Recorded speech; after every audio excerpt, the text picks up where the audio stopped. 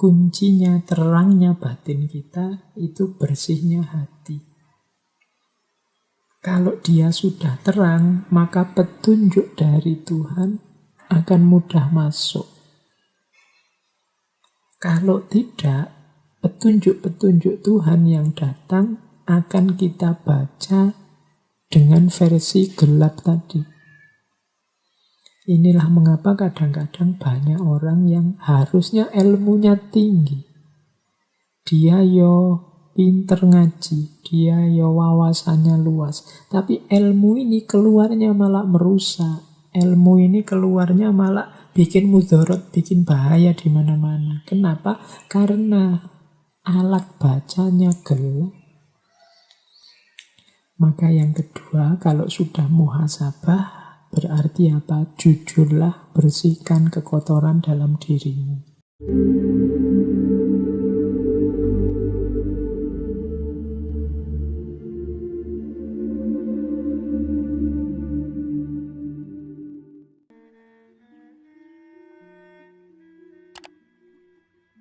Suluk Werkul.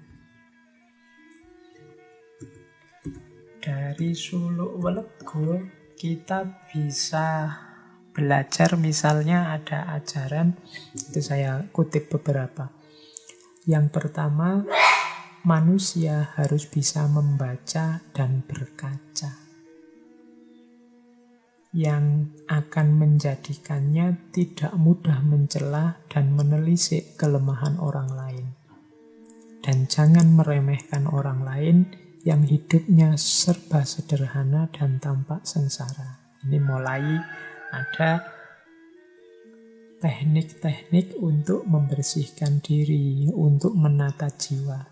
Mulai berjalan. Jadi setelah tahu arah kita adalah ke Allah, setelah bersaksi syahadat tentang Allah, kita mulai jalan. Yang pertama dari Suluk Werkul kita diajari hidup ini kuncinya pada kemampuan kita membaca dan berkaca. Membaca itu berarti memahami lingkungan sekeliling kita, berkaca itu berarti membaca diri kita sendiri yang ada di dalam diri kita. Nama lainnya muhasabah atau introspeksi. Kenapa harus membaca dan berkaca? Karena kalau membaca saja, hanya melihat keluar saja, bisa jadi kita tidak sadar diri kita juga punya kelemahan, punya kekurangan, kekeliruan sebagaimana yang ada di sekeliling kita.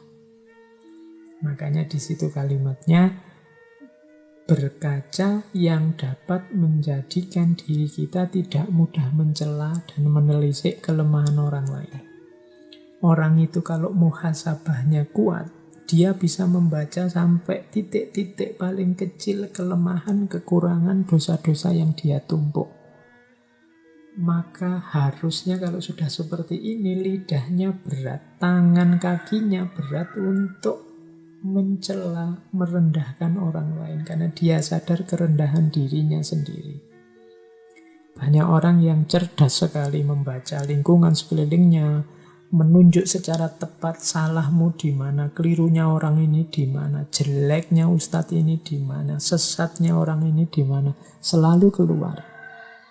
Orang yang mudah sekali menunjuk keluar mungkin kurang membaca ke dalam. Sehingga lidahnya begitu ringan menunjuk orang lain. Kalau dia sadar betapa titik-titik gelap dalam dirinya sangat banyak menumpuk, mungkin dia berat untuk dengan ringan menunjuk kesalahannya orang lain. Jalan sufi yang pertama dari Suluk Werkul, Kanjeng Sunan Bonang menasihati kita itu.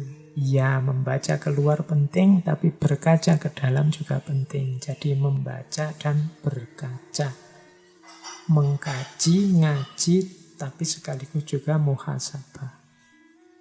Oke, nasihat pertama. Nasihat yang kedua. Manusia hendaklah selalu berjalan sepanjang jalan kejujuran. Apa yang diucapkan dan yang dilakukan harus selaras dengan suara hati. Dengan cara demikian, manusia akan mendapatkan terang batin dan petunjuk dari Tuhan. Nasihat yang kedua, jujur. Jujur ini kelihatannya sederhana, kita sering mengartikan jujur itu sekedar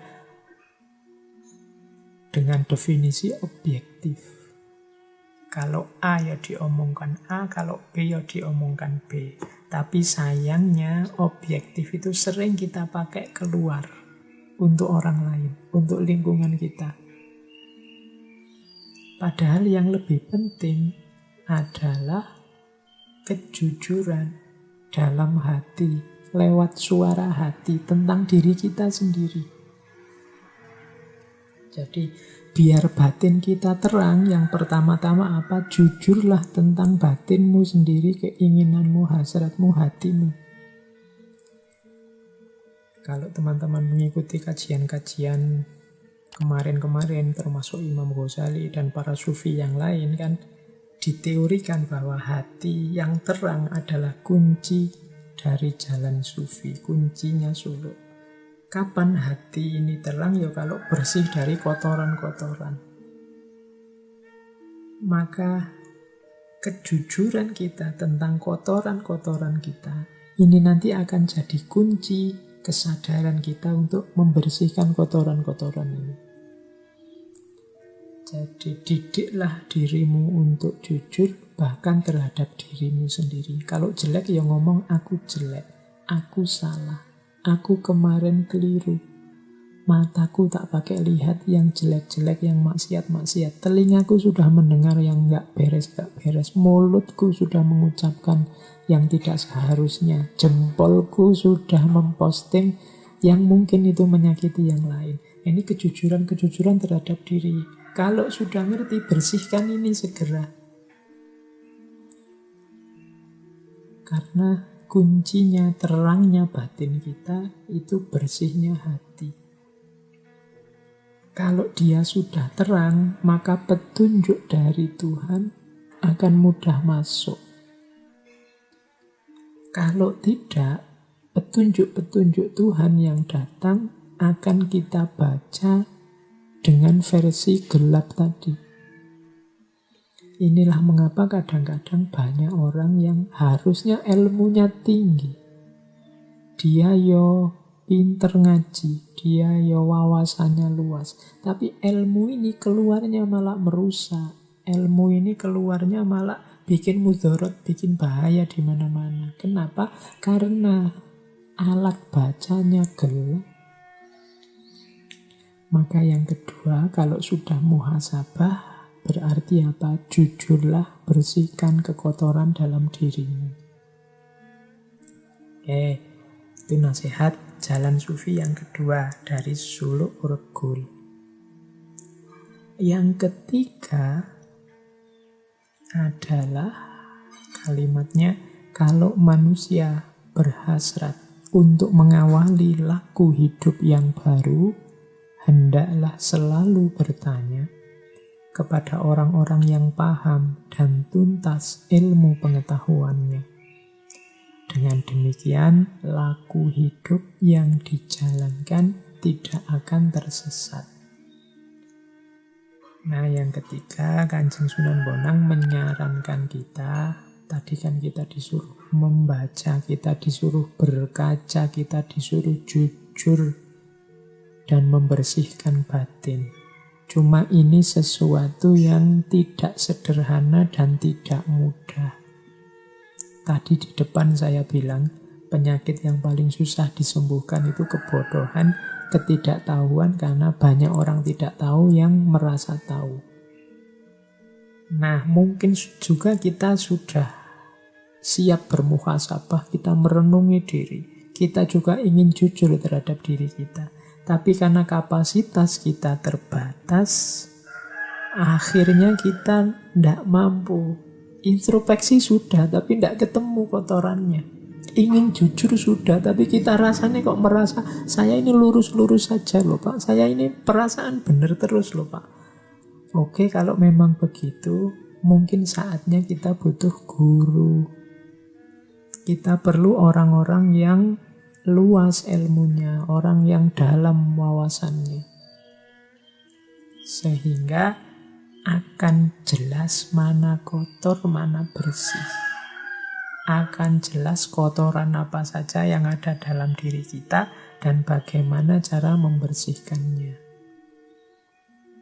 Oke, jadi ayo muhasabah, ayo membersihkan batin. Kalau memang berat, ayo mencari guru yang bisa nuntun.